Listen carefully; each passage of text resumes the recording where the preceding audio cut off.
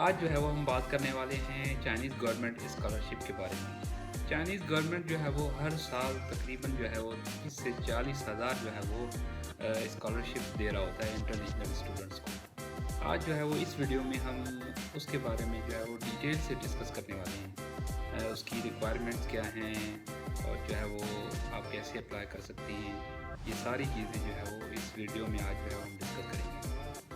आज की इस वीडियो में जो है वो हम बात करने वाले हैं मास्टर्स और जो है वो पीएचडी के लिए। अगर आप चाइना में अप्लाई करना चाहते हैं स्कॉलरशिप के लिए तो जो है वो आप इस वीडियो को देखें। मैंने जो है वो बैचलर्स डिग्री के लिए एक दूसरी वीडियो बनाई है। अगर आप जो है वो देखना चाहें तो उसका जो है वो लिंक मैं नीचे डाल दूँगा, तो आप देख लीजिएगा।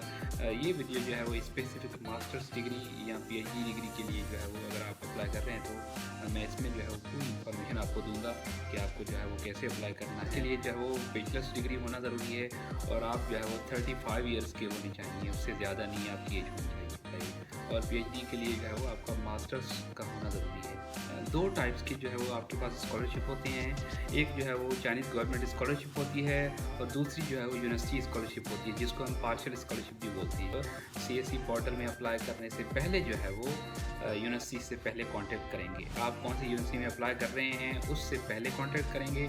वो जो है वो आपको प्री एडमिशन लेटर देंगे। वो प्री एडमिशन लेटर जब आपको मिल जाएगा तो उसके बाद जो है वो आप सीएससी के पोर्टल में अप्लाई करेंगे जाकर। और पहले जो है वो 3 चॉइसेस हुआ करते थे कि आप 3 यूनिवर्सिटीज़ में जो है वो अप्लाई कर सकते हैं, फिर आप जिसमें सिलेक्ट होंगे आपको जो है वो यूनिवर्सिटी दे दी जाएगी। लेकिन अब जो है वो प्रोसेस जो है वो सीएससी ने बिल्कुल डिफरेंट कर दिया है। अब आपको आपके पास अगर जो है वो ज़्यादा एक्सेप्टेंस लेटर हैं तो आपको वो जो है वो एक्सेप्टेंस लेटर चूज़ करना होगा जिस प्रोफेसर ने आपको अच्छा रिस्पांस दिया है।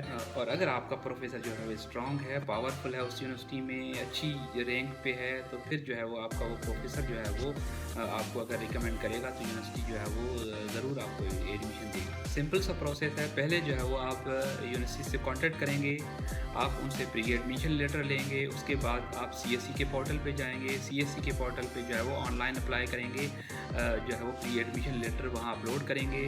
और उसके बाद जो है वो जब आप अप्लाई कर लेंगे तो आपको जो है वो सीएससी के पोर्टल से एक जनरेटेड फॉर्म मिल जाएगा जो एप्लीकेशन फॉर्म होगा।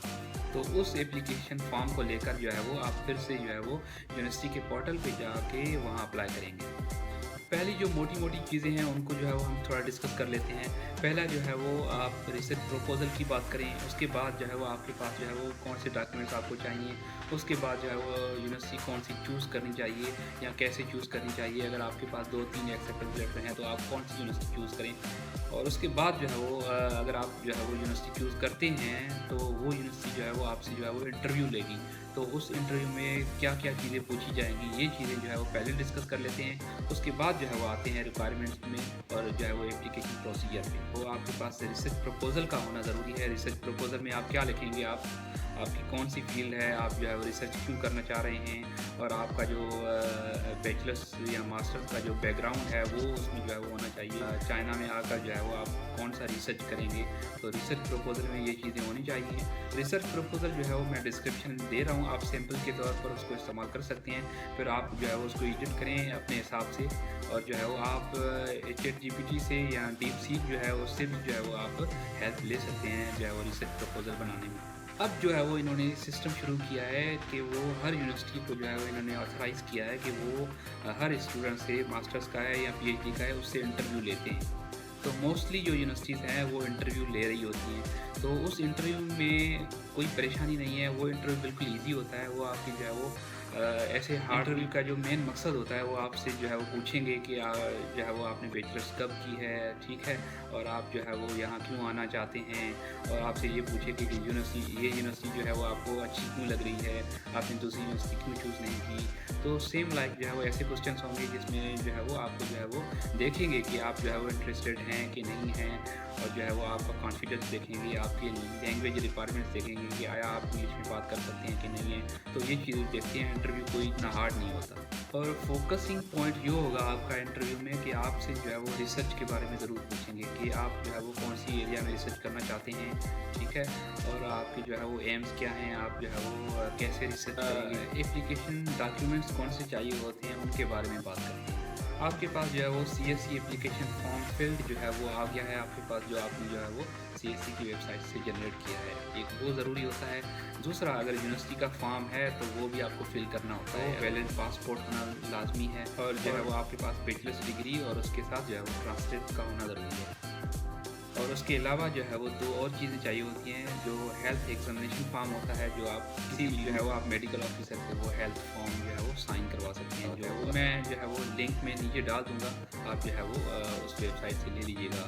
पुलिस क्लियरेंस सर्टिफिकेट होता है, जो आपको जो है वो वहाँ लोकल पुलिस स्टेशन में मिल जाता है। जब आपने जो है वो यूनिवर्सिटी की पोर्टल पे अप्लाई कर दिया है, तो उसके बाद जो है वो अब 3 प्रोसेस हैं, आपको वेट करना होगा। पहले जो है वो यूनिवर्सिटी जो है वो आपके डॉक्यूमेंट्स रिव्यू करेगा, फिर जो है वो यूनिवर्सिटी जो है वो सीएससी को जो है वो आपके डॉक्यूमेंट्स भेजेगा, और सीएससी फिर जो है वो आपकी एप्लीकेशन रिव्यू करेगा। उसके बाद जो है वो सीएससी फिर से जो है वो डॉक्यूमेंट्स जो है वो वापस यूनिवर्सिटी को भेजेगा। जब उसके बाद जो है वो आपको जो है वो एडमिशन जो है वो नोटिस भेजा जाएगा यूनिवर्सिटी की तरफ से। और फाइनली जब आपको जो है वो आपकी एडमिशन हो जाएगी, आपको एडमिशन नोटिस मिल जाएगा, तो उसमें जो है वो आपको सारे डॉक्यूमेंट्स भी भेजेंगे।